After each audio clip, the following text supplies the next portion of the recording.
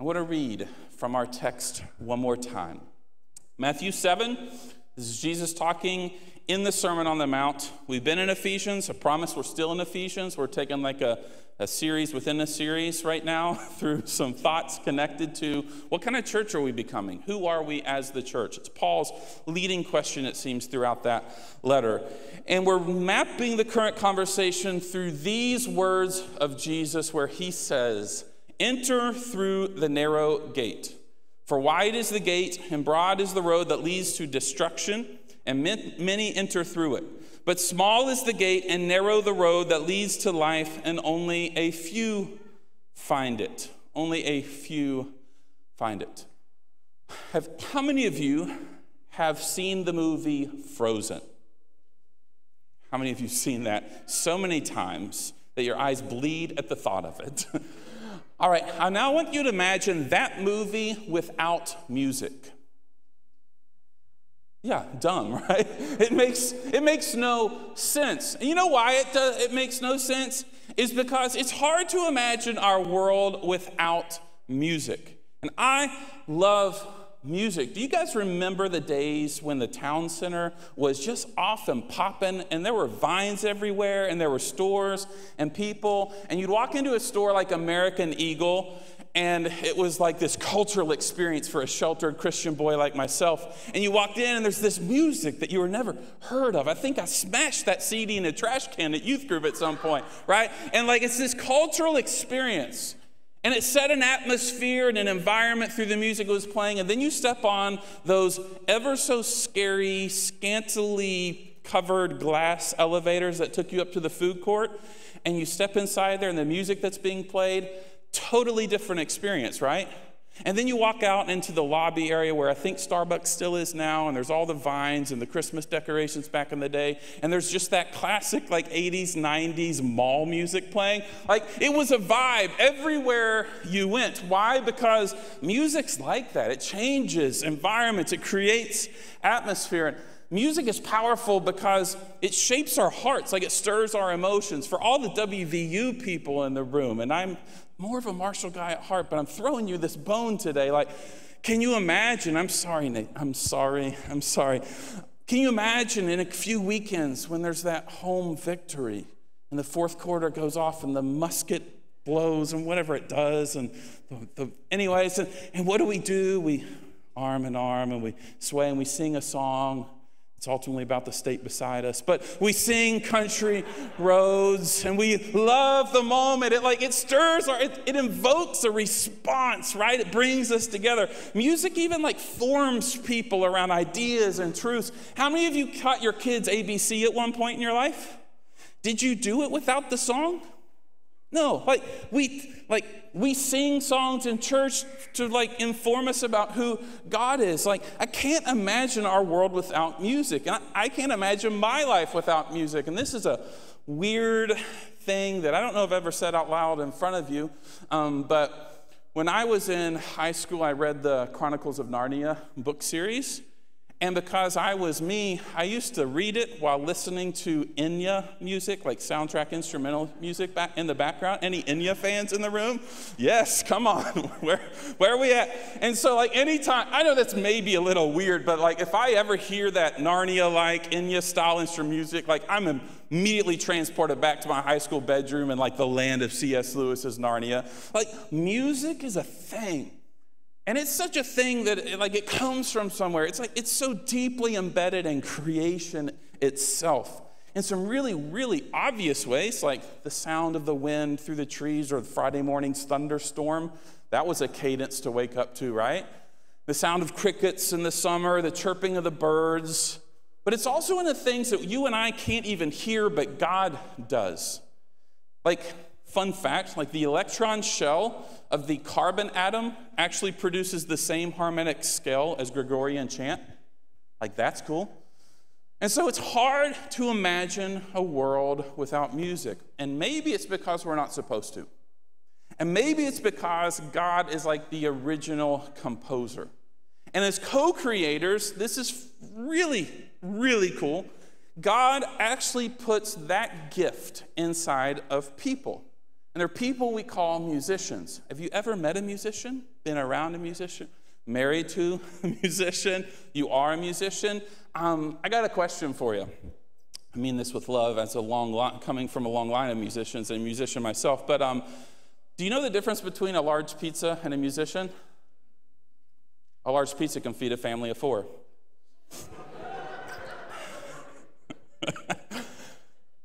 Anyways, I have so many of those, but I'm going to leave it right there, or else this is just the intro. There are people that are musicians, and they're creative and quirky, right? They're like these architects of culture and purveyors of the future. They're innovative and traditional. They're mixed bags of they're being eccentric, but also really reserved. They're poetic and they're prophetic. And my friend Andrew, he's one of them. He grew up here in the valley. He's a dreamer. He's a shaper of sound and melody and the writer of so many lyrics.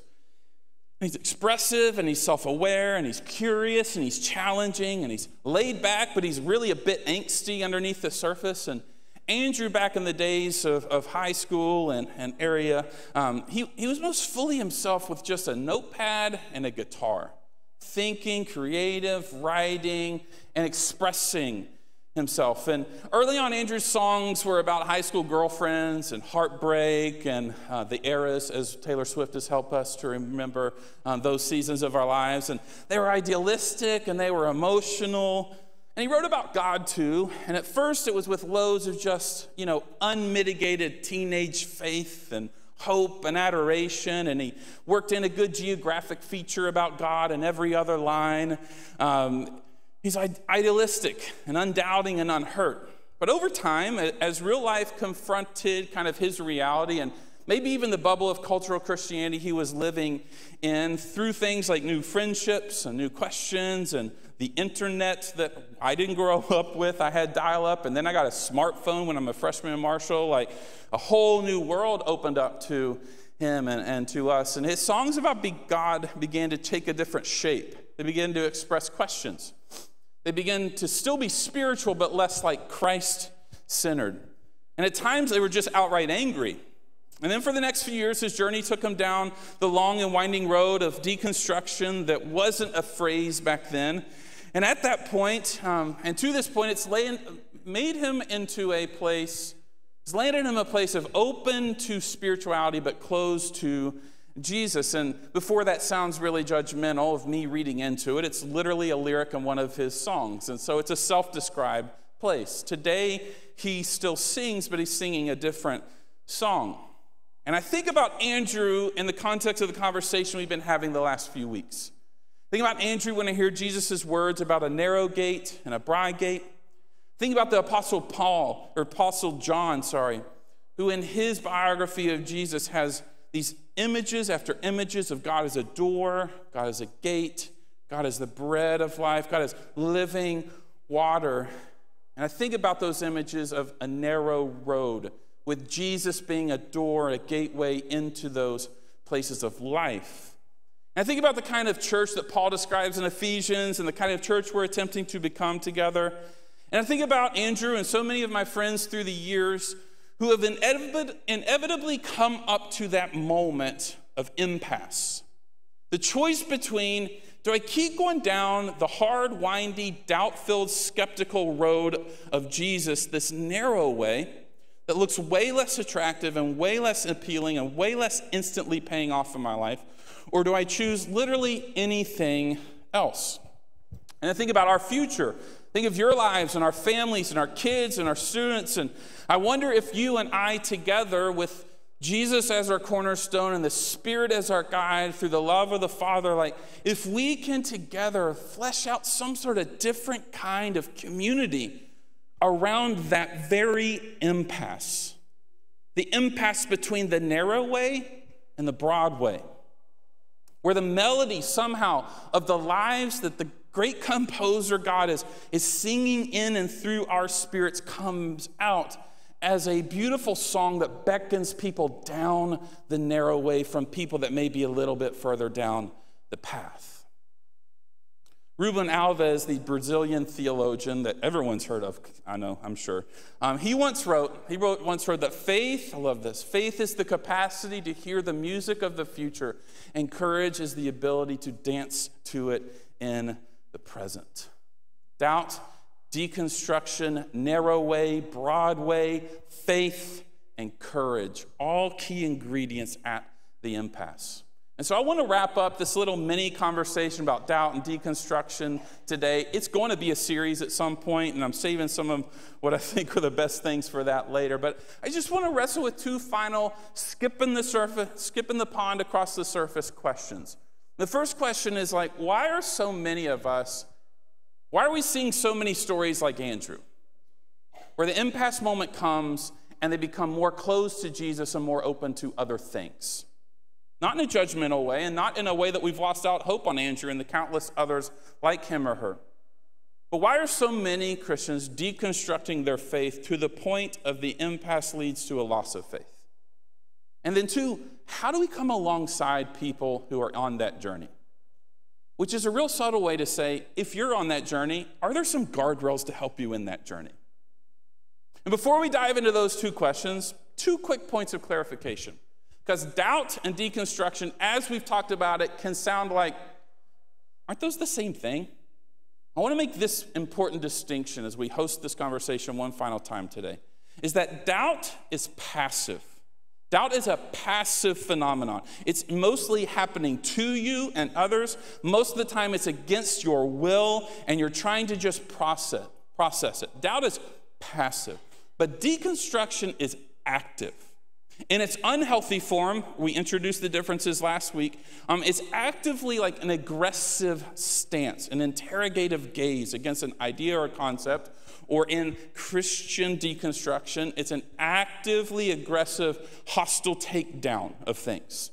But in its healthy form, it's an active journey into an honest, Jesus-centered, biblically informed dive into what should I hold on to as core to the way of Jesus, and what should I let go of? What has formed that journey for me? And so doubt is passive, deconstruction is active. That's a key distinction to hold in your heart. And then second point of clarification, I basically want to say that deconstruction is normal. It's a normal thing to walk through. It's a natural part of our psychological development. Christian psychologists talk about 3 stages in normal psychological development: construction, deconstruction, reconstruction. Construction is your childhood. It's when and how you construct a worldview. It's where your moral norms are formed. It's where you learn to have a way of being in the world. But then you grow up. You get a phone in your pocket, you get into your 20s, and you go into the big wide world, and you realize that a whole bunch of people think differently, act differently, talk differently. They have different assumptions about right and wrong and what the good life is. And you see even how the world, or even other Christ followers, that this blows your mind, have actually corrupted the worldview that you were handed. And so then there's just this unsettled, angsty, I'm going to question everyone and everything period in your life. And you're asking, what do I even believe? And if I come to a different conclusion than my parent, or a person I love, or a pastor I thought I respected, what does that mean for me? It's related to your family of origins, to your church, and all the things. So there's that deconstruction moment that we all have. And it's a period that we need to get through, right? It's a period we need to work out and get through, because if you stay stuck there, it's really negative, it's really cynical, it's really there's a loss of meaning and indecision that gets stuck in that zone. And so the mature path, the mature way, is construction, deconstruction, and back towards reconstruction. Our hope here, of course, is that that's guided and leads back into the way of Jesus on Jesus' terms, not on ours.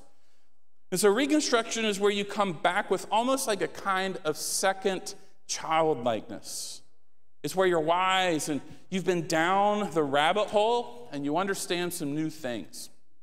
You've entertained some different ideas and you're leaning in some more mystery, and there's some faith in the midst of uncertainty. All of the older, like all of the older, wiser, and more mature followers of Jesus that I've ever known are not who they are because their construction phase was so right they never had to deviate. It's because at some point they walked the journey through deconstruction and came out wiser, more mature, a bit battered. They went through their cynical period. They questioned everyone and everything. And they came out on the other side more devoted to Jesus. And here's what's crazy. Maybe the ideas about who God was in their head didn't even shift from what they thought at a core level when they were 12 years old. But there's a very different way that they're holding those ideas.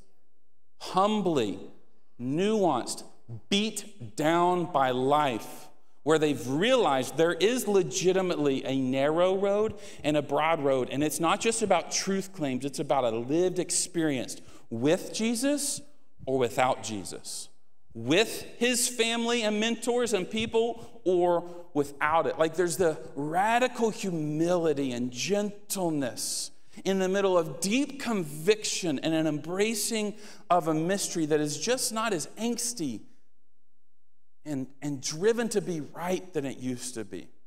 You know those people? Like let's be those people. 30-year plan is to be a room full of that for other people. It reminds me of this moment between Jesus and Peter, because it's a moment that I'm using this word a lot today. It's an impasse teaching. It's an impasse moment.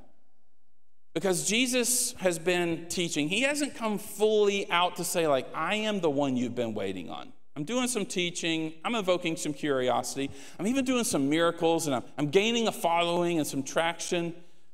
But he's got, like, multiple layers of people following him around. You got the curious, you got the skeptical, you got even the religious that are like, this dude might be a threat to us. Then you got his core 12. And he's just laid, as John's biography lays out, he's just laid out this really clear, decisive teaching, saying like, I'm the bread of life. I am the way, the truth, and the life. No one goes to the Father except for me. So that's very confrontational. It sounds nice and churchy now, but like that was very confrontational in its day. So he laid out a claim about who he was, and it leveled an impasse. And for some, they're like, we out. Moving on. This is not what I was for. And then the others, it cinched them up even closer to like, we believe you. Not because of what you're saying, but because we're with you, we see it, and there's something different about you. And so Jesus, who in his humanity, think this through, he's got like, let's say overnight, his Instagram following went from like 1,000 to a couple hundred. People bounced on his life. And so he turns to the people. And I think of this moment not as some big grandiose moment of like, you make your decision, but maybe even like guys, where'd they go? I came for them too. Where are you going to leave me? He turns to Peter, or he turns to his, like, where are you going? Are you going to leave me too? And Peter looks back at him. He's like, Jesus, where else would we go? You have the words of life. We're staking our whole life confidently in you. An impasse moment where two things happened. Jesus revealed himself for who he actually is. And some people said, I don't know. I don't know if that's for me. And others said, we know that you have words of life and the power over death. We are with you. For some, it was a moment of fallout at the impasse, and for others, a moment of deeper devotion. So think about the scene. Think of the emotional aspect of that scene. And this is my point, is that everyone, it's a bit like what Reconstruction is like. Because everyone goes through those three stages: construction, deconstruction, and reconstruction. And a fundamental question between in the journey of deconstruction and towards reconstruction is, do you actually think Jesus is who he says he is? On his terms. And in that journey lies crazy impasse moments. Impasse moments. Maybe you're at one this morning. Maybe you're walking with someone who is in the middle of one. Maybe you're like, this is a new conversation for me, or this is like such a profound conversation. I've been eating podcasts for years about this conversation. And so I just want to land this conversation for now with one of two questions. And the first question is like, so what's going on with this? Why are people deconstructing? Why are there so many stories after stories after stories of Andrews? Not in a judgmental way, but in a way to be like, what's wrong?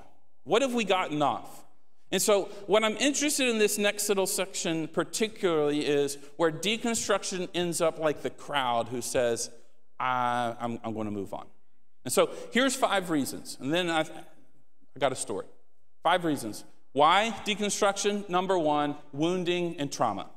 Wounding or trauma in the church, wounding in your family of origins, some kind of bad experience. A couple years ago, there's a prominent pastor, I won't name, who very publicly deconstructed online, big following in the socials. And since then, he's legitimately been kind of on not just like a humble, well, I'll sit back and this is my story, but I hope the best for you guys. He's been on the like uncaged lion phase of deconstruction, and he is on a war path against Jesus and his church, and he has a huge following. And it's kind of a thing that's pretty bad, if we're honest. Like, it's not a good thing. And so I've kind of watched it and tracked with it a little bit. And then that was a couple years ago. And then last year, some stories came out. There's always a story behind the story, right? What came out was that his dad, who was also a pastor, had this secret life as a sex addict. And he actually had 2 families for like decades that he was hiding from one another. And the son found out, confronted his dad, and his whole world imploded.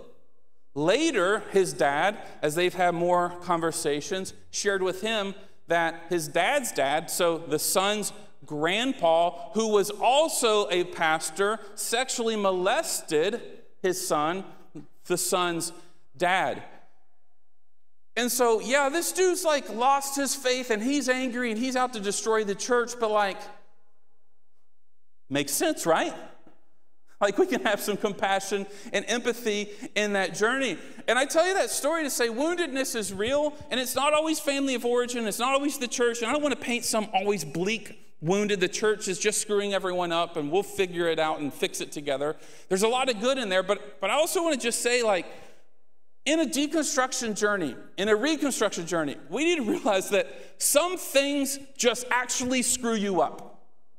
Some things in life actually screw you up. Not things that you've asked for, not things you deserve, but some things actually mess you up.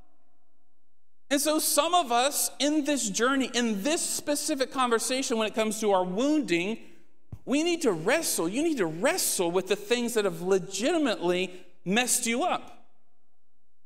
And here's a cautionary word to the rest of us who aren't in that seat. It's that some of us need a reality check about the always near fatal power of sin in our lives to destroy us and to destroy the people that we're connected to.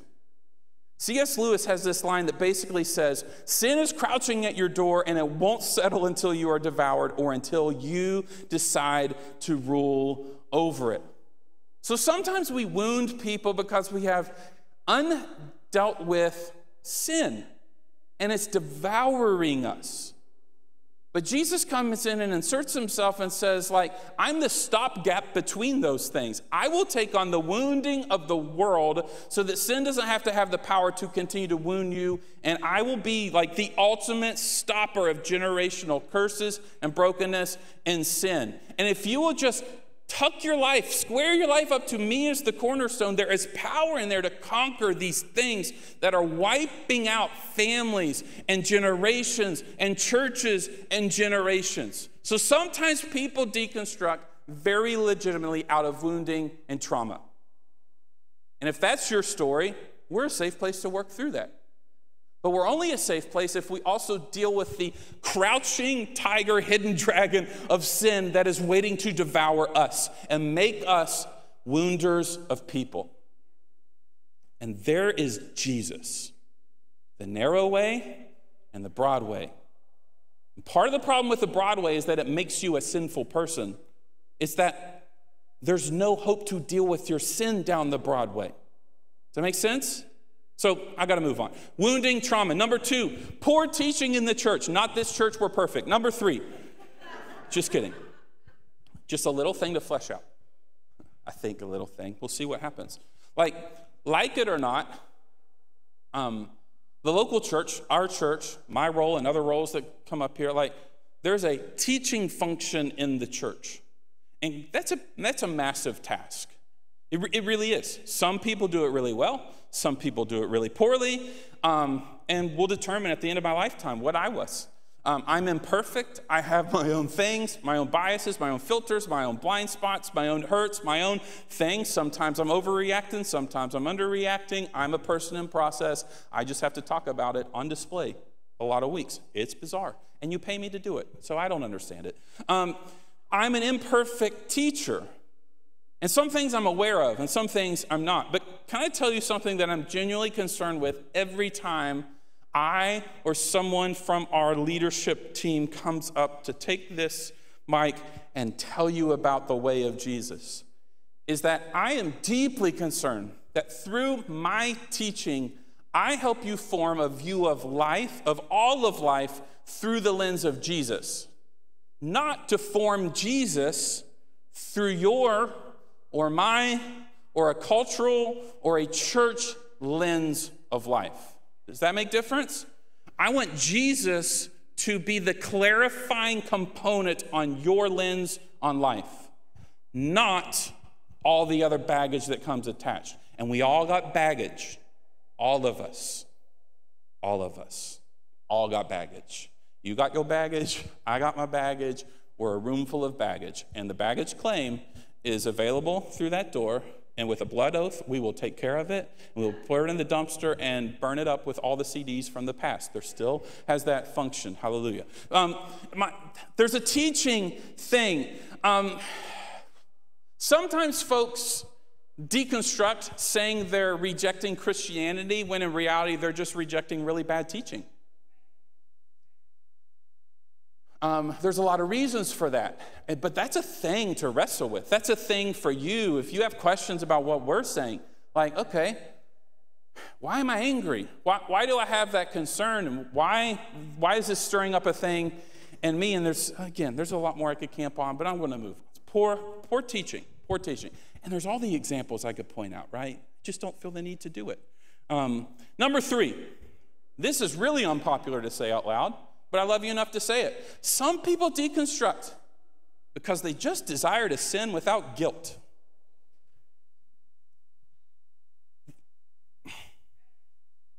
It's really less popular than the first 2. But sometimes we just lie to ourselves to ease our conscience.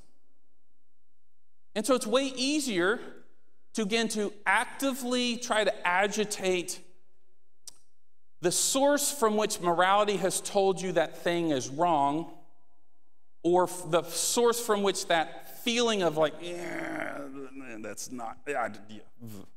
Sometimes we just have a desire to sin without getting caught or feeling guilty about it. Sex, power, money, suffering, pleasure, violence, all the things. Sometimes we deconstruct truths because we don't want them to be true. And so that's definitely a reason. And that's more of a conversation to have at different levels, but I want to say that to us because it's real. And it's a reason that I see. And it doesn't make me any less compassionate or empathetic to the person who's making that choice. It's just sometimes it's real. Here's another one. This is easier because you're like, yes, that's your fault because you lead this thing. We exist in a really low discipleship culture in the church. And what I mean here is that in the church, my humble opinion / the opinion of a lot of smarter people who study things, we've essentially called people to the wrong thing for a while. We've called people to the wrong thing and what it means to follow Jesus. We've said things like, just accept Jesus as your personal Savior and become a Christian. And just keep showing up. and you're good. When you look at the way Jesus called his disciples, he's like, I'm going to need you to go all in. I'm going to need you to walk away from everything you had previously. I'm going to need you to let me set the identity of your life, the trajectory of your life. I'm going to need you to pick up the cross, which is really uncomfortable and painful, and I'm going to show you what that actually means in a couple years. I'm going to need you to deny your flesh at times, to do the things that lead to life, even though they feel like something different in the moment. Jesus never called us to be Christians. He called us to be disciples. And we've been calling one another towards a life of simplistic, what Dietrich Bonhoeffer called cheap grace, for a long time. And we've lowered the bar. And I'm all about lowering our relational posture towards people who are at a place where that's what it demands, but not lowering the bar of what Jesus is inviting and calling us into. Does that make sense? We don't have to create a false dichotomy. And inside of that, we've created environments where grace and truth are not properly weighted. And I want to illustrate what I mean by that. When you think about through your experiences, so we've got like an axiom here where you have low truth to high truth on the horizontal plane, and then high grace to low grace on the vertical plane. So in environments of high grace but low truth, oftentimes we enable each other in our own lives in an unhelpful way. And in low grace and low truth, we have a hyper-passive, passive-aggressive, unnuanced, untruthful context in which we're passive. Usually it looks like this. Can you believe they're like that? But I would never say anything to their face. Then there's the other. There's high truth, but low grace, which leads to a really condemning, hyper-legalistic environment in which you grow up, and that's what Christianity is. And then you get this fourth quadrant, which is how Jesus practiced everything, which was high grace, high truth. High call with all the love, the time, and the space for the journey that's in front of you. And that's what love actually, that's what love actually is. And so when we live in those other quadrants, then the loving quadrant, we actually create a context where discipleship is low. And eventually, when there's low discipleship and high pressure from outside ideas and new friendships and new ideas and complexity and this phase of deconstruction, there's not the foundations to walk that journey into reconstruction. One more quick thing. Represented as a pie graph, there's new research that basically says that right now our digital inputs versus any other input in our life are at a 20-to-1 ratio. So just think about that, what it means as we become like Jesus and as you form your own kids. 20-to-1. So where does that lead? I kind of pressed it, and I'm going to go faster, is you get this equation where low discipleship plus ideological pressures equals a recipe for deconstruction. And here's the last reason. Again, not a real popular one, and I've not laid out a deep enough theology to say this that well, so I'm going to float it out there, and then we can clean it up later. Because some of you are going to be like, yes, he's lurking and hiding behind every bush, and others are like, yeah, I don't buy that at all. So I'm just going to say this. Here's the fifth reason, wave of deconstruction, because we have a real enemy. We face a real enemy.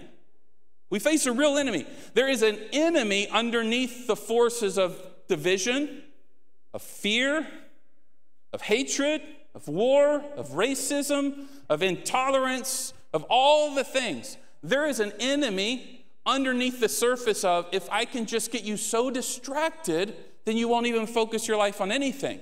There's an enemy underneath. There's a force behind the forces. There is this realm.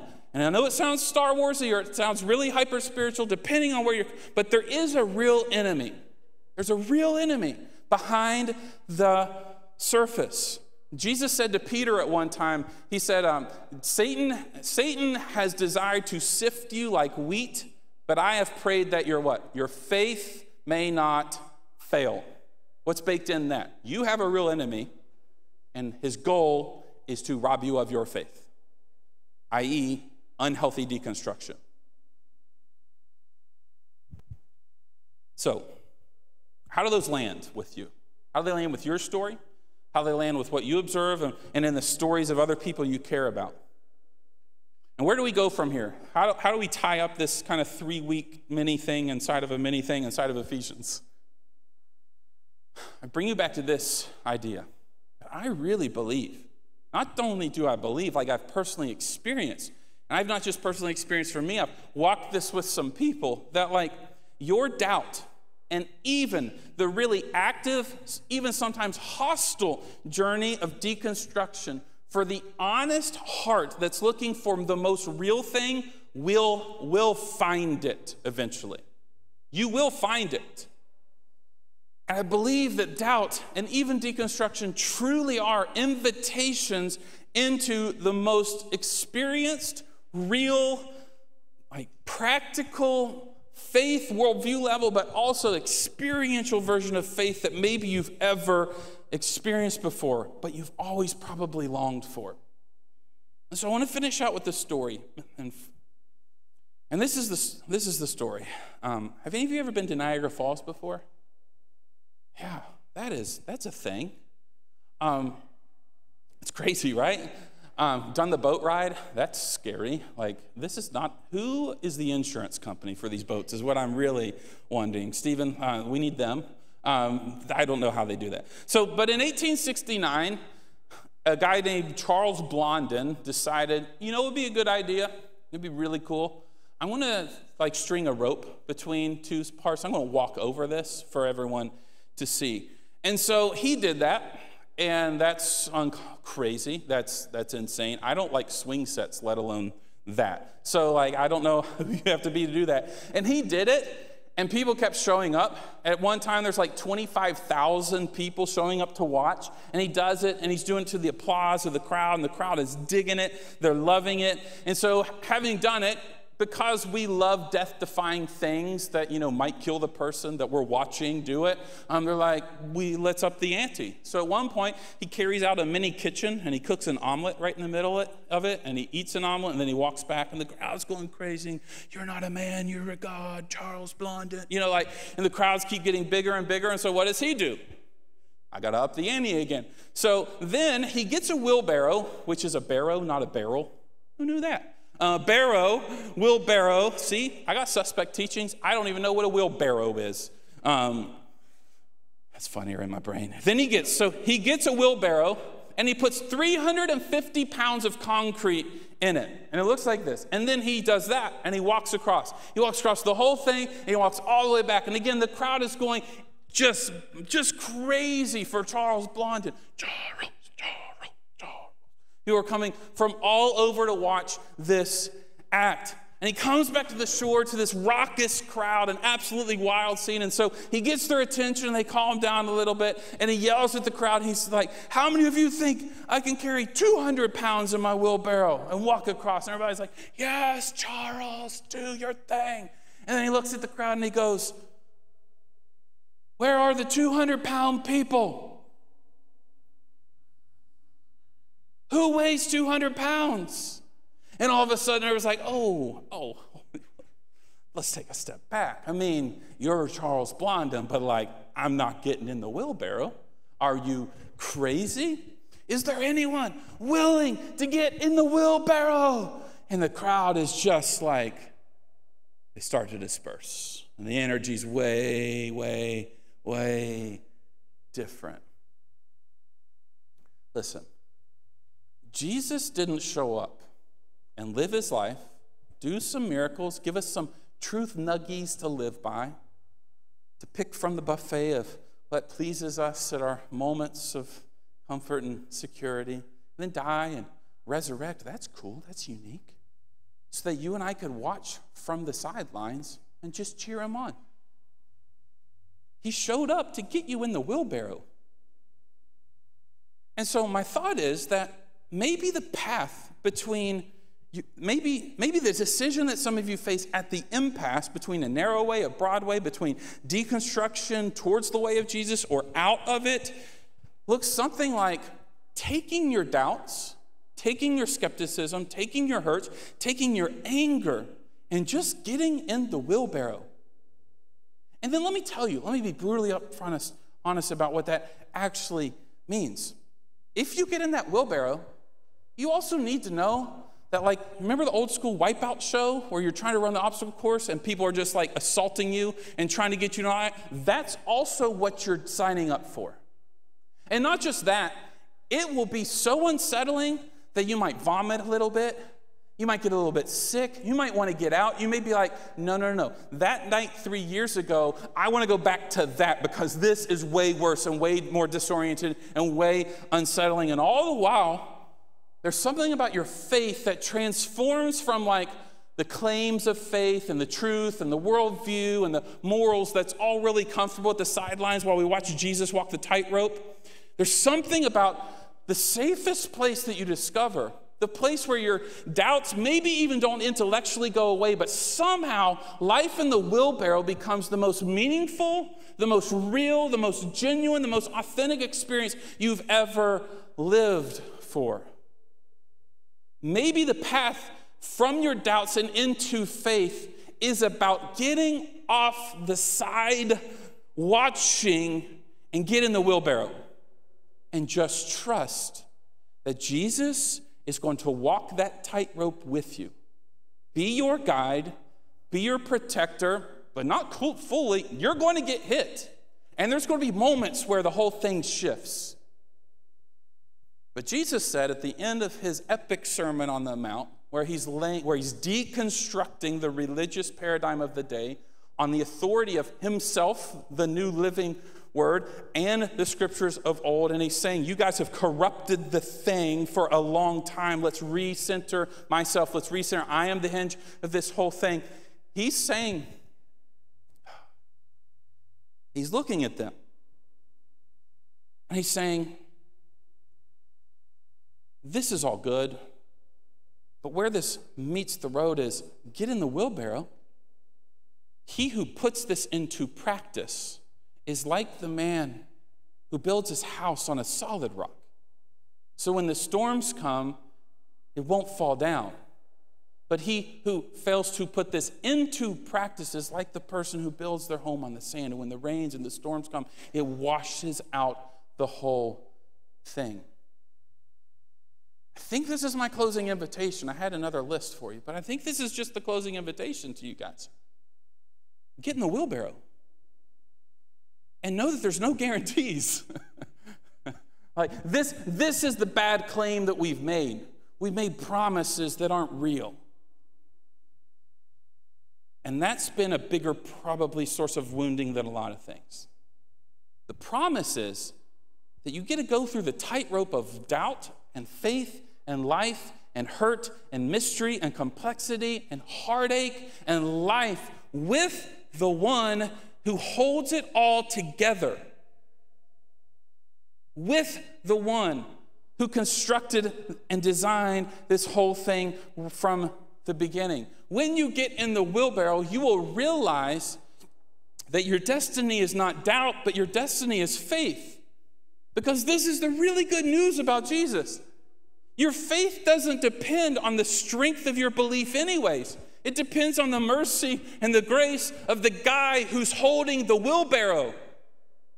We can fool ourselves into thinking that if my faith is strong, it's because I feel it strong. And that I have a strong assurance of every idea and concept, when the reality is the strongest place to live a life full of faith is just settled into the wheelbarrow.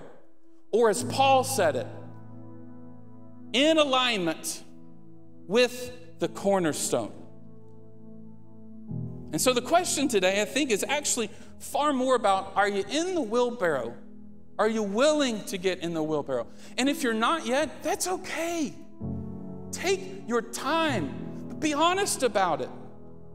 And let's walk that together. And those of you that have been in the wheelbarrow for a while, like, we need your help. We need your help. We need to see the broken, battered, withered, beaten lives of people that have journeyed with Jesus for decades through their stuff. Because right now, someone wants to give up. Someone is making the decision at the impasse, the narrow way or the broad way, in the crowd or in the wheelbarrow, or even to jump to their death out of the wheelbarrow. Jesus said, enter through the narrow gate. So would you stand? I want to give one final call, one final charge, old school pastoral lingo for a second.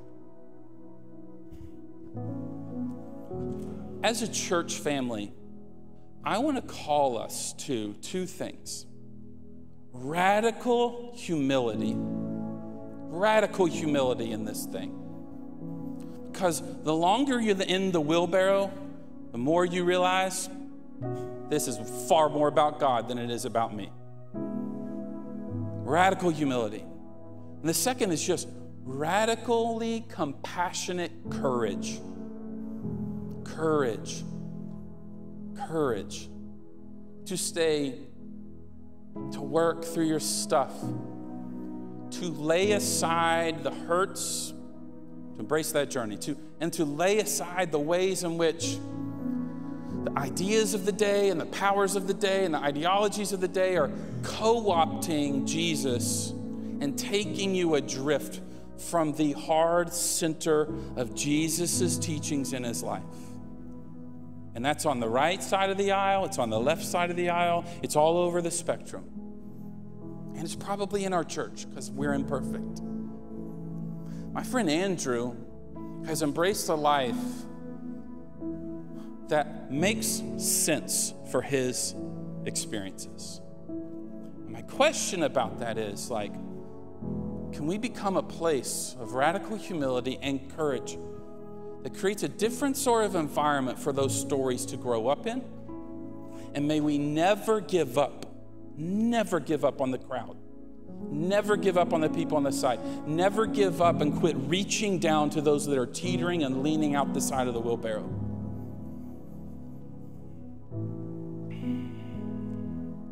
Radical humility and compassionate courage. So Jesus, here we are. A bunch of imperfect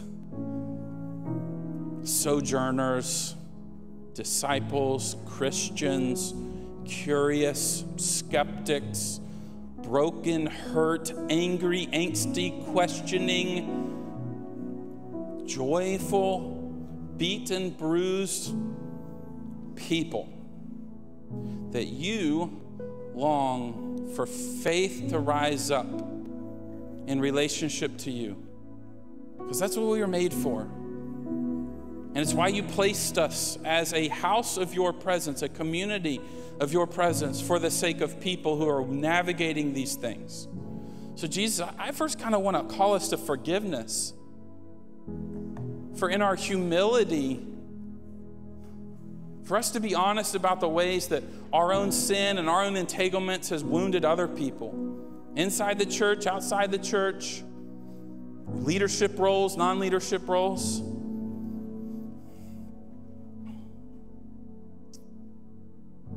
And so Jesus, I also want to just plead with you for the people that are at the impasse today.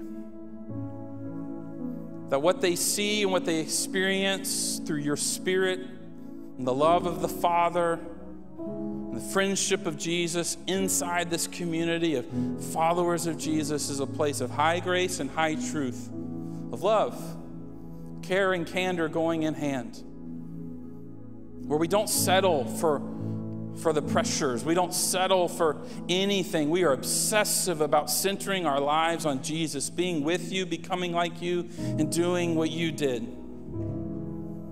So Jesus, would you heal hearts? Would you open hearts? And whatever the story is beneath the stories that we even see on the surface in this room, for the unspoken horrors and realities and questions that have happened in our past, would you lovingly and gently bring those to the surface so that as we get in the wheelbarrow, you can take that stuff out of the baggage we're bringing in and set people free to follow you. So as we sing, as we reflect, Spirit, we trust your work. We say, come, Holy Spirit. Move in our hearts. Make ideas clear. And for those at the impasse, may this be a day in their life So let's sing together as a moment to reflect